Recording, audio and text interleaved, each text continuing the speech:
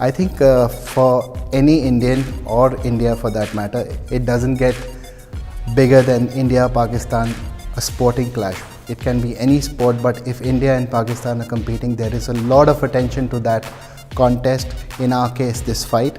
So it couldn't get bigger than this. We had to do an India versus Pakistan. It's been in the works for a long time, but it came at a very good time where we had a title shot available in the bantamweight division, and that division had been emptied because Angad moved down to flyweight. So we had to have two seasoned fighters to feature in this title fight, and hence we got this fight. Coach, Dhruv has moved down a category. Is that a strategic move or any other reason in particular? Well, for those who don't know his journey, for those who don't have not followed his MMA journey, Dhruv has always been a bantamweight, and the initial years when he made his MMA debut way back, I believe it was 2012, 2013. When he started MMA, he was a bantamweight. So he always fought in bantamweight. He was comfortable in bantamweight. Like I said, for all the MFN fighters who are fighting for the title, we chose a particular comfortable weight division for these boys and then offered them these title fights. So Dhruv moving to bantamweight was no brainer. He's used to that weight, he is comfortable in that weight, so is everybody else who is competing for the title shot. Coach, how did this fight come about? Well, like I said, India versus Pakistan is always a mouth-watering clash, like I said.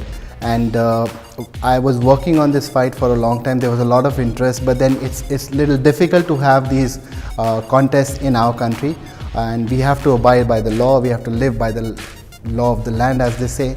So we had to figure out if we could take this fight to a place where both these nations' representations could be done and this fight could happen. So we decided to have it at MFN 10, which is happening in Dubai. And I think irrespective of where this fight is happening, everybody will watch the fight. Coach, as we remember, we think Dhruv Chaudhary did ask the question during the press conference in MFN 9. Did that have any play in it? Oh, you're right. I just remembered since you brought it up. Yes, he did bring that up, but that wasn't the only reason, or that wasn't the major reason behind this. Dhruv has been, like I said, he's been competing a lot, and so is Uloomi for that matter.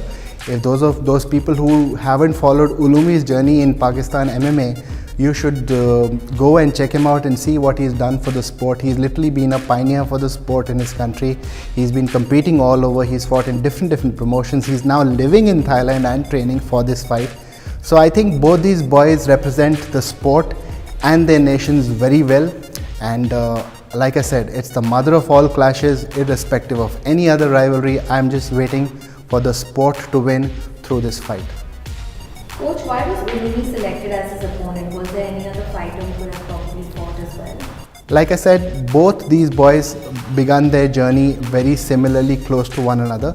Like Uloomi's started, I think, 2012 or 2011, if I am not mistaken. And Dhruv came about on the scene at the same time. Both have very extensive MMA records, and they represent the sport well as well, for that matter.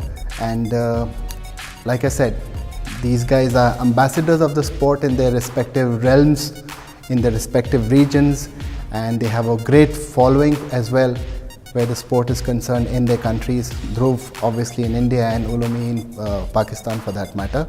So yeah, that was the reason that these guys come together and fight for the inaugural bantamweight title.